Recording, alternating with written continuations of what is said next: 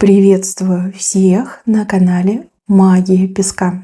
Мои дорогие любимые зрители, меня зовут Ольга, и сегодня для вас я сделаю отсыпочку на такую тему. Родовое послание, что именно сейчас передают вам духи, родные души вашего рода. Загадайте на себя, и пусть нужная и важная информация вас, мои дорогие любимые, обязательно найдет. Я прошу высшие силы дать мне возможность ответить на все ваши вопросы и послать для вас только лишь самую важную, нужную и полезную информацию.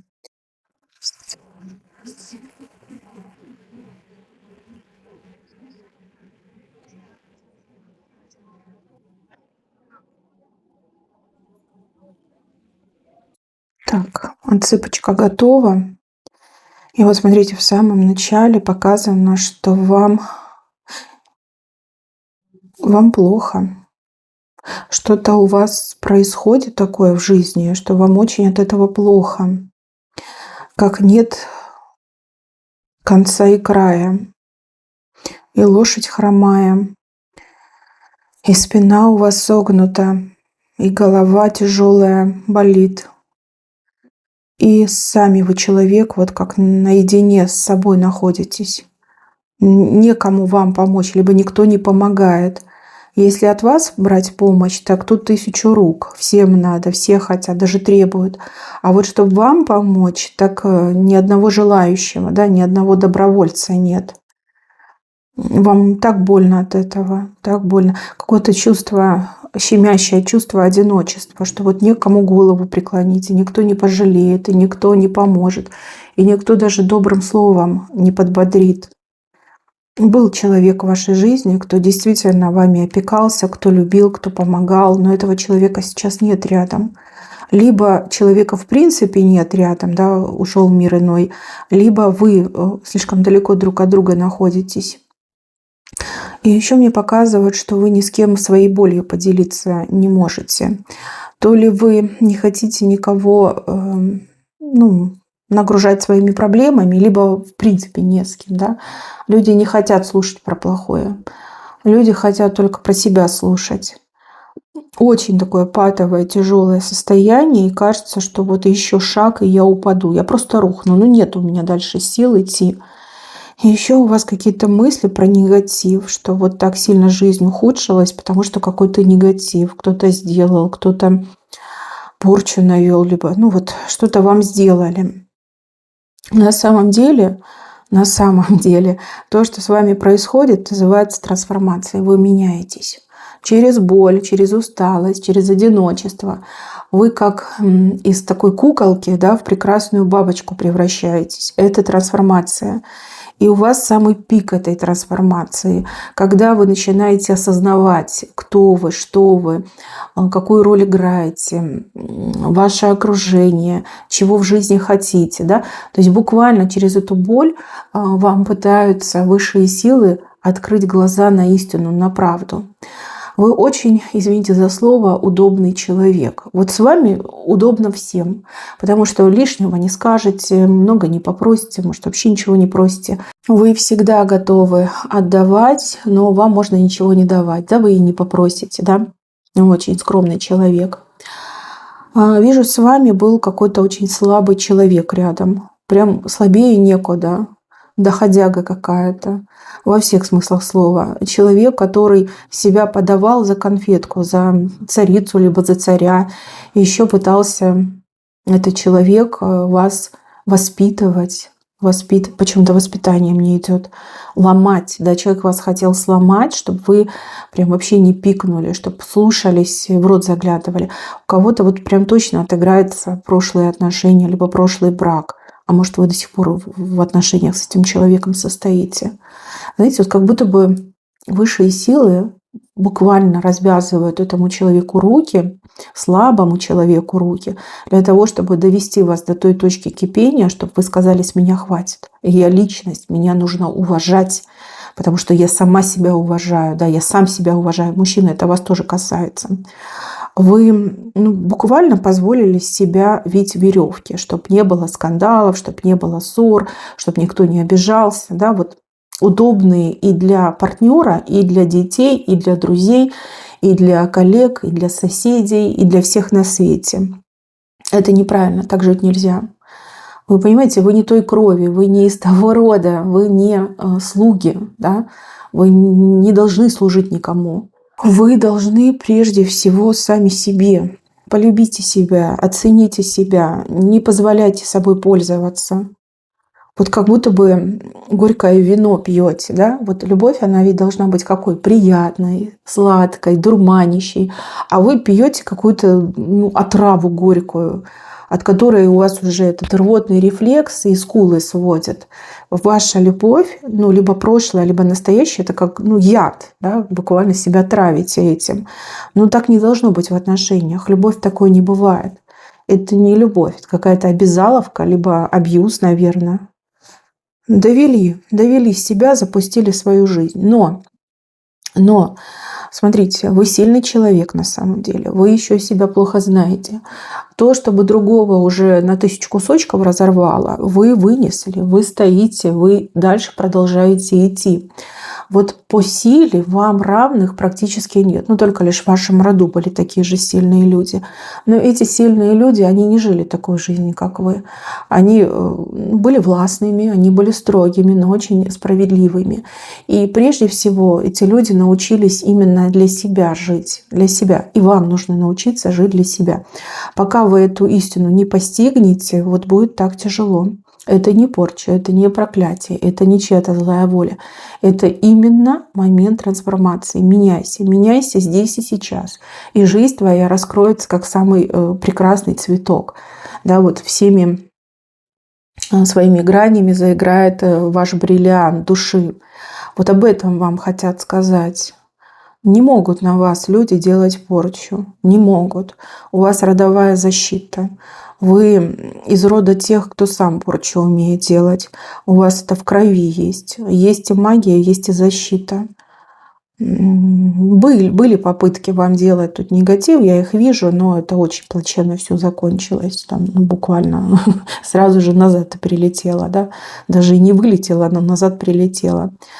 Вы это и сами прекрасно знаете. Вот вижу, что кто-то знает про свою историю, знает про тех, кто занимался такой работой. Это не байки, это не шутки, это была правда. Сильные люди были, сильные. Вам тоже это все передалось. При желании вы можете даже превзойти своих предков. Но опять же, в таком состоянии, в котором вы сейчас находитесь, желания будет маловато. Нужна энергия. А вы всю свою энергию отдаете другим людям. И еще, тут у родных душ к вам претензия, что вы действительно занимаетесь каким-то разбазариванием. Что вы раздаете? Скажите, что вы раздаете? Кому вы раздаете? Вы в своем уме, что вы делаете? Через то, что вы от себя отдаете, вы буквально отдаете свою жизнь, да, свою энергию, свое здоровье. Вот прям раздаете. Вы кого-то постоянно угощаете, либо вы кого-то содержите. Что вы делаете?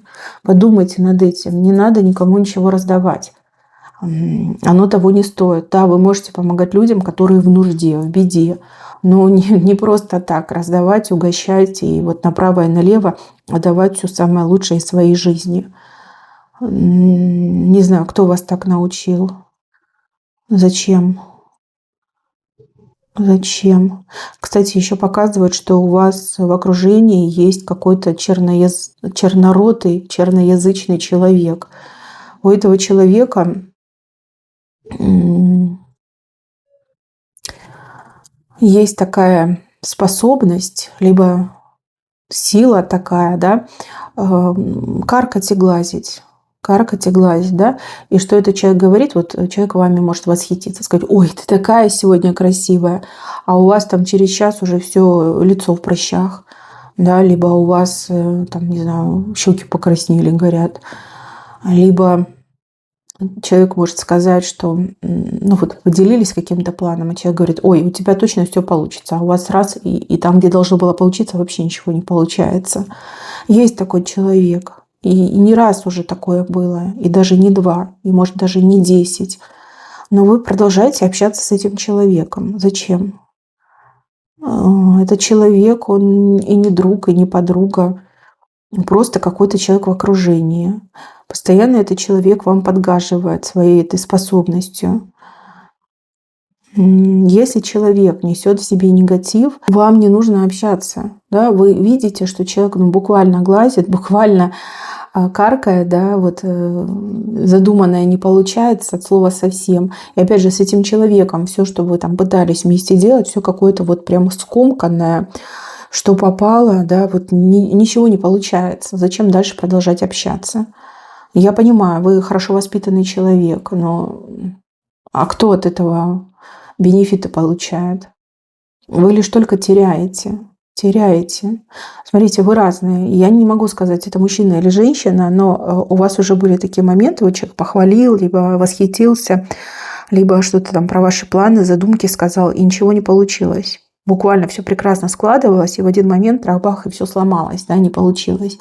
И еще вижу, что у кого-то даже травма была, что человек похвалил вам то ли ноги, то ли координацию, то ли туфли новые, и вы прям упали и травмировались, я это вижу.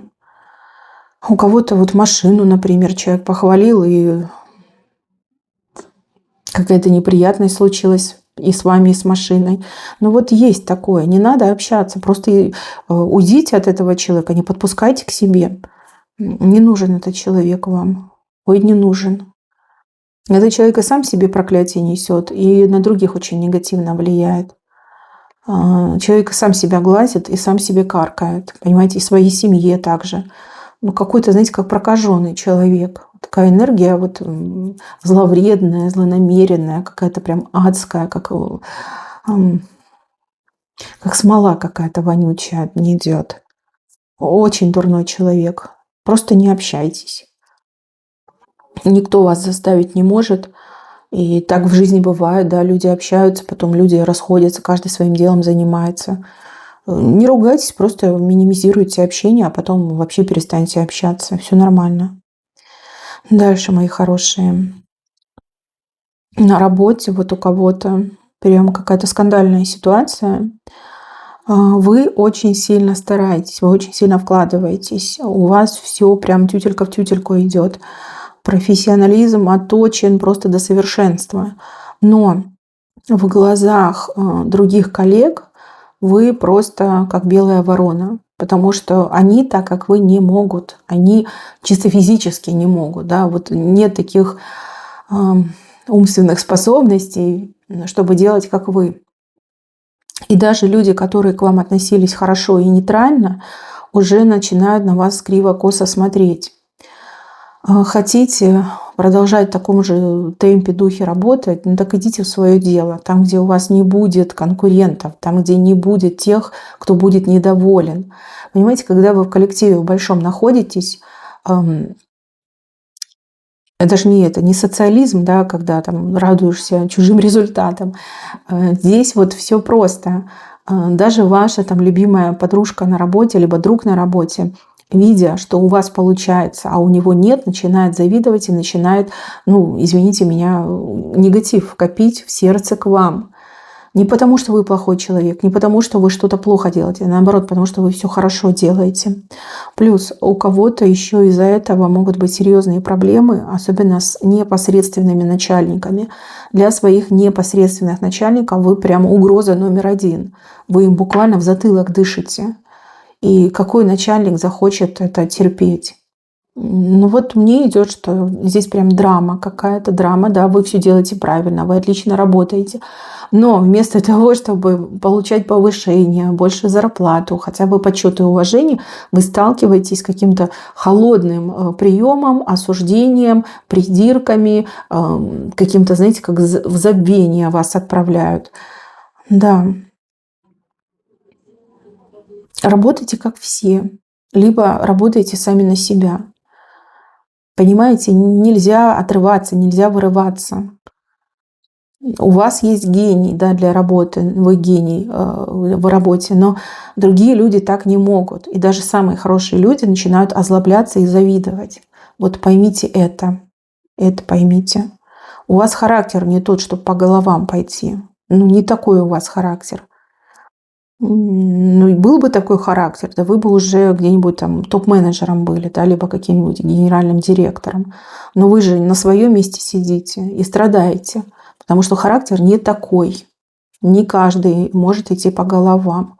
У вас есть совесть, и с этим уже ничего не поделать, да. Может быть, вы и хотели бы, но не поделаешь ничего. Либо будьте как все, да, меньше будете уставать, меньше стресса будет и меньше проблем в коллективе. Либо идите работайте сами на себя, станете успешным человеком. Потому что так, как вы, люди не могут работать. И правильно, и четко, и точно, и профессионально. Дальше. Ну, здесь показывают маму и ребенка. Слишком много переживаний по поводу детей, слишком много опеки идет в сторону ребенка. Вы скажете, а что в этом такого? Я же люблю своего ребенка. А плохое в этом то, что ваш ребенок буквально растет в тепличных условиях. И жизнь, она настолько жестока, общество может быть настолько жестоким, что ребенку будет хуже. Ну, в прямом смысле слова, да, когда вот мама там и любит, и ласкает, да, и защищает, а потом в какой-то момент ребенок останется один на один с этим огромным миром. Ну вот в школу пойдет, да, либо где-то на улице будет, с друзьями будет. И вот мир схлопнется. Понимаете, будьте со своим ребенком честны, да, вот объясняйте, что вот есть в жизни такое. Объясняйте, как с этим жить, как с этим бороться, как к этому относиться. Вот к любому злу мира, да, отношения, там, эти всякие бандиты, запрещенные вещества, там, поведение в обществе. Это лучше. Лучше подготовить ребенка, чем создавать вот такие тепличные условия, а потом ребенок останется сам с собой наедине со всем этим жестоким миром. Немножечко скорректируйте свое воспитание, да, воспитание, которое вы даете ребенку. Это будет очень правильно. И больше мотивируйте ребенка на самостоятельность, на самостоятельное принятие решений, на то, что если ты принял решение самостоятельно, ты за него самостоятельно отвечаешь, за последствия, да, чтобы ребенок мог себя сам и одеть, и обуть, ну, в смысле, да, без вашего участия, чтобы без вашего совета, там, ориентировался по погоде, по прогнозу погоды, чтобы покушать себе мог приготовить. Вот это важно, важно. Забота не настолько опека важна, сколько вот подготовить ребенка к реальной жизни. Может, вы не мама, может, вы бабушка, да, у кого ребенок на воспитании, внук либо внучка. Понятно, что вы залюбливаете, и вы, конечно, со своей стороны правы, но вашему ребенку нужно немножко другое. То есть там духом рода виднее. Они так видят. Дальше. Очень много у вас волнений, очень много переживаний. Я не знаю, то ли у вас нервная система испорчена, вообще не годится никуда, то ли вы так, ну, так от рождения, да, у вас такая конструкция, что вы очень сильно переживаете за всю и за всех. Вы знаете, это очень губительно влияет на ваш организм, на ваше здоровье, на ваш иммунитет и даже провоцирует какие-то болезни, которые не свойственны вашей родовой системе.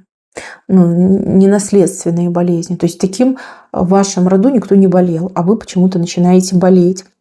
Занимайтесь своей нервной системой, укрепляйте нервную систему. Есть куча разных способов, да. Старайтесь вести правильный образ жизни, особенно вот режим отдыха и сна. Это очень важно. И старайтесь хотя бы иногда себя изолировать от всяких там новостей, тревожных мыслей, разговоров. Да? Вам это не надо, вам это ни к чему. Пользуйтесь своей интуицией. У вас интуиция очень сильная. У кого-то прям на грани с ясновидением, яснознанием. Ну, возможно, вы про себя знаете, пользуетесь. Возможно, вы стесняетесь пользоваться. Ну, а кто-то про себя не знает. Но это есть. Это есть. И вместо того, чтобы кого-то слушать, да, чужие вот эти вот мысли прокручивать в голове, лучше сами себя спрашивайте. Касается это вас или нет? Стоит вам за это переживать или не стоит? Поверьте, у вас всегда будут ответы, и это поможет вам с вашей нервной системой, ну вот хотя бы вылечить ее, восстановить до более-менее адекватного состояния. Дальше, мои хорошие, вот женщину показывают. Женщина почему-то сознательно отказалась от личного счастья, говорит, что мне так хорошо, мне так удобно, мне так лучше, да, не нужна мне любовь, я не верю в любовь, да, может, разочарование было, может, какое-то предательство пережили, может, несколько раз разочарование было. Вы знаете, зря вы отказываетесь, ваш род вам какого-то мужчину хорошего подобрал, и род бы очень хотел, чтобы вы объединились с этим мужчиной. Даже если у вас не будет с ним детей общих, но все равно энергетики, да, они соприкасаются. И этот мужчина может очень хорошую лепту внести, взнос в вашу родовую систему. И этот мужчина, он и хорош собой, и также этот мужчина вам очень хорошо подходит по менталу. Вот с ним как-то безопасно, спокойно, и у вас мысли похожие. Мужчина где-то недалеко от вас находится. Либо вы уже друг друга видели, либо у вас встреча скоро с ним будет. А вы такая вот прям противная женщина, честно. Вы забили на свою личную жизнь, и вы ни на кого даже не смотрите, никуда не хотите ходить. И не обращайте ни на кого внимания. Кто хочет к вам подойти, так вы таким холодным взглядом обдаете, что там эти мужики просто готовы, не знаю, потеряться, сквозь землю провалиться. Зачем вы это делаете? Зачем вы сознательно отказываетесь от личного счастья? А потом люди говорят: "О, у меня такая тяжелая судьба". Нет, нет, это ваше решение. И кто решил вот себя посвятить внукам, это вы поспешили, вы сильно погорячились. У вас еще личное счастье впереди. Но вот духи рода вам уже нашли мужчину, подобрали вам мужчину. Подобрали для того, чтобы вы наконец-таки согрелись в его объятиях. Но за все эти пустые годы, да, либо годы страданий, чтобы вы наконец-таки согрелись. Здесь очень хорошие отношения, может быть, очень счастливый брак. Но у кого-то, ну, кто захочет еще, да, родить, так и ребенок может появиться. Причем ребенок очень славный, талантливый, ребенок, который станет вашей отрадой, вашей гордостью. Даже у кого-то, вот я вижу, род прославит. Не отказывайтесь от личного счастья. Это не нужно делать, это нельзя делать. Зачем? Опять же, да, вот какой пример вы подаете своим там дочерям, внучкам, что надо жертвовать собой, отказываться от своей личной жизни. Ну, неправильно. Тут духи рода против, вообще возмущаются по поводу этого. Дальше, мои хорошие.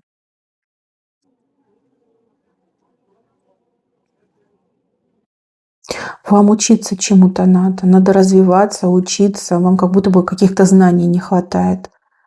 И вы уже не раз с этим сталкивались, вы понимаете, что вот есть пробелы, зазоры, но то ли вы все время в каких-то отговорках, то ли вы, ну, может, говорите, денег нет, да, времени нет, у кого я буду учиться, где я буду учиться. Тут не это важно, тут важно желание. Если есть желание, то путь найдется. Путь найдется. Вы сможете и обучиться, и, возможно, несколько раз обучиться в разных направлениях. Да? Вот показано, что надо учиться. Вам эти знания, ну, просто жизненно необходимы. Эти знания, без этих знаний ваше будущее не настолько широкое, каким могло бы быть. Если вы еще вот как-то с работой, да, вот на себя, например, человек работает, то, обретя нужные знания, во-первых, вас никто не сможет обмануть, во-вторых, вы сможете настолько превзойти своих конкурентов, что там просто разница, как небо и земля, да, пропасть между небом и землей. Вот, учитесь, тратьте время эффективно. делайте вложения в себя. На это обратите внимание. Дальше духи рода про какой-то дом показывают. Либо это дом, либо это квартира.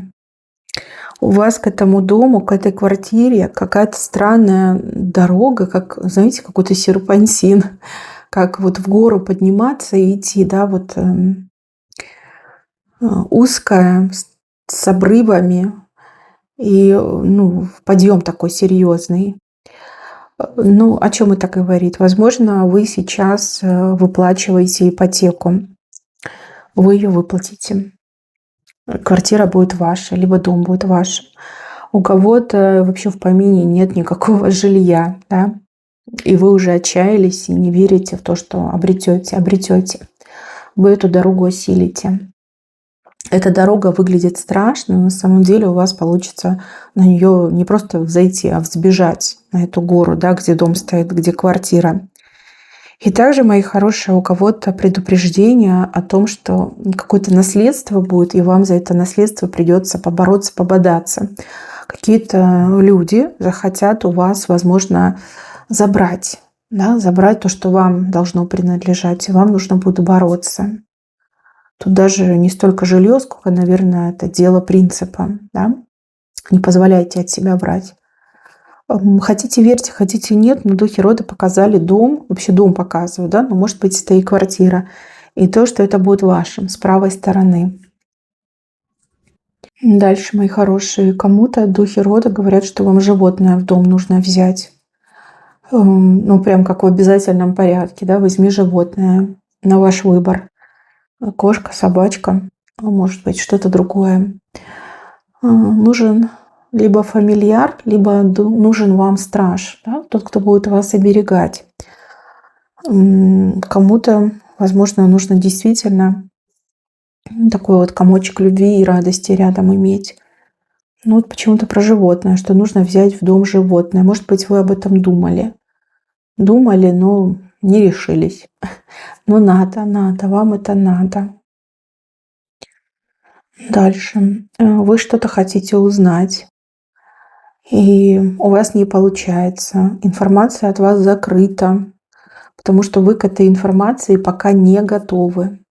Вы не готовы воспринимать ее как есть. То есть будете смотреть под каким-то другим спектром, либо углом, и не поймете, что перед вами, либо неправильно поймете. Когда будете готовы, информация без труда вам откроется, сама вас найдет и сама вам откроется. Поэтому не тратьте время, займитесь чем-то более насущным и полезным. Дальше. Здесь какой-то человек, ну вот показывает, что был человек рядом, а потом этого человека в один момент вот как нет. Не знаю, ушел, разругались, расстались. Показывает, что это человек как шкатулка с сюрпризом был. И сюрприз был очень нехороший. И ну, здесь либо ангелы вмешались, либо ваши духи рода. Этого человека просто удалили из вашей жизни для того, чтобы человек не повредил вам, либо не причинил вам какой-то невосполнимый ущерб. Ну вот смотрите, это может быть и дружба, да, вы с кем-то дружили, потом раз человек пропал. Либо так резко разругались и больше не общаетесь. А у кого-то могли быть отношения, и вроде все было неплохо, а потом раз человек исчез. Либо тоже там ссора произошла, и больше уже не помирились. Ну вот человек как шкатулка с сюрпризом, и сюрпризом очень плохим. Просто удалили из вашей жизни. Не жалейте об этом человеке, наоборот, порадуйтесь. Как защитили вас, наверное, да, от этого человека. Человеку нет пути к вам, понимаете? А вы не видите этого человека, а к вам нет пути. Ну, развели, да, по разные стороны развели. Дальше.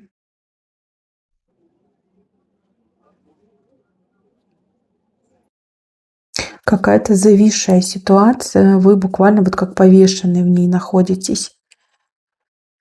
Наблюдаете, но ни на что не влияете и ничего сделать не можете. И кажется, что вам в этом повешенном висеть до второго пришествия. На самом деле это не так. Вы в повешенном для того, чтобы вы напрасно силы и деньги не тратили, потому что вы все-таки человек такой, знаете, успокоиться не можете, будете пытаться. Сейчас вот в чем-то у вас вообще никаких шансов нет, да, в какой-то ситуации, либо в какой-то проблеме нет ни единого шанса. И вам от этого неприятно, больно от этого. Вас довели до такого состояния, чтобы, да, вы не тратили нервы, деньги и время. Я вижу, что эта ситуация не вашими руками, но руками каких-то других людей вот как-то раскачается и решится. Раскачается, решится, а вы потом тоже что-то получите, да, либо для вас путь откроется. Как бы вам там нет места, да, вы ничего не решите, вы только лишь очень сильно расстроитесь, время потратите, деньги потратите, и еще и потом стресс получите, да. И чтобы этого не происходило, вас вот в этого повешенного вели. Наблюдай, и все. И все, что ты можешь сделать. Какие-то другие люди должны раскачать, решить, добиться, а вы уже результаты будете получать. Либо когда будет протоптанная дорожка, вы тоже этой дорожкой пройдете без особых усилий. То есть это вообще не ваша, не то чтобы не ваша проблема, это не та ситуация, где вы должны вмешиваться, либо что-то делать, добиваться, либо решать. Другие люди будут это делать. Или уже делают, да, просто немножко времени больше нужно. Еще показывают про какую-то вашу мечту, либо самое главное, ваше желание. Не могу сказать, что вы все разные, каждый о своем желает, каждый своего просит и ждет. Но вот этому самому главному желанию вашему суждено исполниться. Вообще вижу, что над вашим желанием галочка стоит. То есть я это сделала, да, либо я этого добился. Но у вас это желание прям в венце. Пройдите свою трансформацию, закончите ее, полюбите себя, начните уважать себя. И я так понимаю, что вам это исполнение как в награду придет, как вознаграждение за старание, за то, что вы над собой поработали. И вам это желание, исполнение желаний, как в награду придет. Как, знаете, как самый главный камень в вашей короне. Да, наденьте на себя корону, не бойтесь этого и не стесняйтесь, наденьте, и ваше желание исполнится, как главный камень в короне засияет. Галочку прям ставите, хороший знак. Так, мои хорошие, на этом у меня все. Берегите себя.